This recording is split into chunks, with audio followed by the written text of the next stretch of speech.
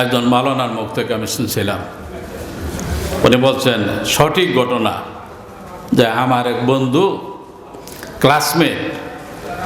Classmate ভালো আলেম, ভালো বক্তাই, তা এক বড় মসজিদের ইমাম হয়েছে।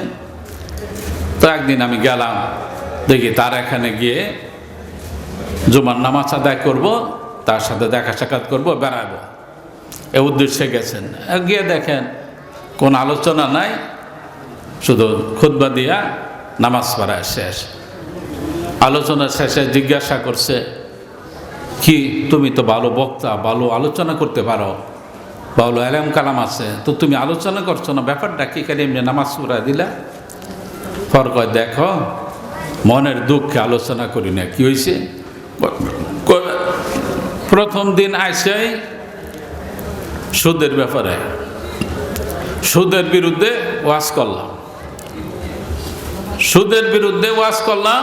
ওয়াজের পরে হুজুরখানায় যাওয়ার সাথে সাথে সভাপতি সাহেব গিয়া বলে, হুজুর আমি যে সুদের লগে জড়িত আছে, আপনি জানছেন কেমনে? এটা আপনি জানলেন কেমনে?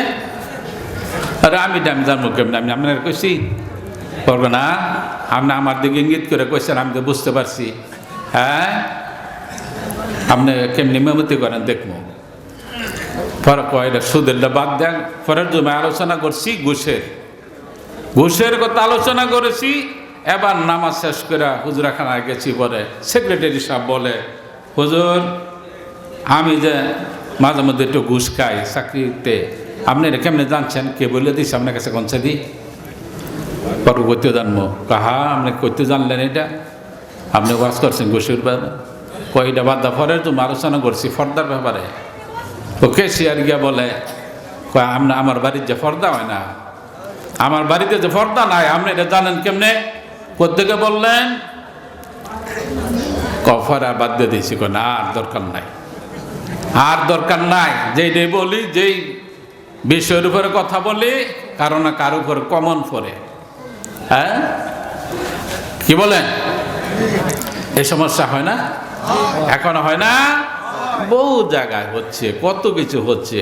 এই গত 15 বছর 16 বছরের মধ্যে কত ইমাম সাহেবের ইমামতি চলে গেছে, তাই না? গেছে না?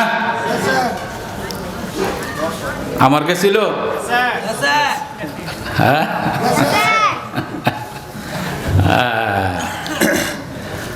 আচ্ছা, এই কথা যে স্বাধীন মোতাবেক আমরা আলোচনা করতে পারি নাই। হ্যাঁ, কথা বললেই সমস্যা হতো। তা এখন আপনি ডাক্তার আনছেন বাড়িতে, আপনার ছেলের অসুখ, মারাত্মক অসুস্থ, আপনি ডাক্তার আনছেন, MBBS ভালো ডাক্তার আনছেন ওষুধ দেওয়ার জন্য, মানে চিকিৎসার জন্য। এখন ডাক্তার এসে বললেন যে তাকে তো ইঞ্জেকশন দিতে হবে। আপনার ছেলেকে, সন্তানকে আপনি যে ভালোবাসছেন, যে সোহাগ করেন, এটা তো স্বাভাবিক। কি বলেন? সন্তানকে ভালোবাসে না?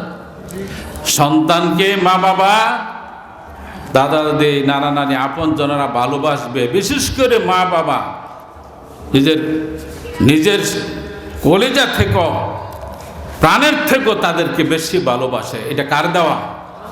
এটা কার দেওয়া?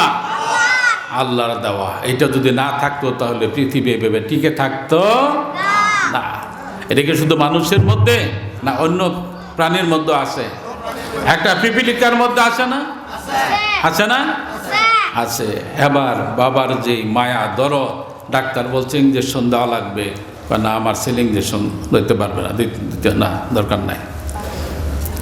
এখন ইঞ্জেকশন যদি না দেন তাহলে পরে এই জ্বর, ঠান্ডা, কাশি এটা দূর হবে না, এটা সারবে না। তা আপনি যদি ডাক্তারের উপরে ডাক্তারি করেন, ডাক্তারের উপরে যদি আপনি মাতাব্বরি করেন, তার হাতে ধরে রাখেন যেন আপনি এইভাবে করতে পারবেন না চিকিৎসা, তাহলে রোগ সারবে? রোগ সারবে? আমাদের অবস্থাটা হয়েছে এই জাতির এটাই, যে ওলামায়ে কেরাম যে কথাগুলো বেশি বেশি বলা দরকার ছিল সে কথাগুলো বলতে পারছে না। যে রোগের বেশি ওষুধ দেওয়া দরকার ছিল, ট্রিটমেন্ট দেওয়া দরকার ছিল, প্রেসক্রিপশন করা দরকার ছিল, সেগুলো করতে পারে নাই। যার কারণে আজকে আমাদের সমাজ ও রাষ্ট্রের এই মারাত্মক অবস্থা, তাই না? হ্যাঁ, আপনি সুবহানাল্লাহ বললে কত সওয়াব হয়, আলহামদুলিল্লাহ বললে কয়বার কতটি সওয়াব হয়, হ্যাঁ, তারপর নামাজ পড়লে জিকির আজকার করলে সওয়াব হয়। আপনি খালি এই আলোচনা করবেন আর ওইদিকে সমাজের অশান্তি, জুলুম, চাঁদাবাজি, নির্যাতন, নিপীড়ন, লাঞ্ছনা, বঞ্চনা, অবগতি যা আছে সব অধঃপতন সমাজের মধ্যে বিরাজ করছে, তাই না? তাই না? সুতরাং এখানে এই সমাজ ও রাষ্ট্র পরিবর্তন করে এখানে ওই অশান্তি দূর করে কি করলে পরে শান্তি আসতে পারে, এই কথা বেশি বলা দরকার ছিল না? এই কথা বেশি বলা দরকার না? এই যে 5 তারিখের যে পরিবর্তন হয়েছে, এটা কি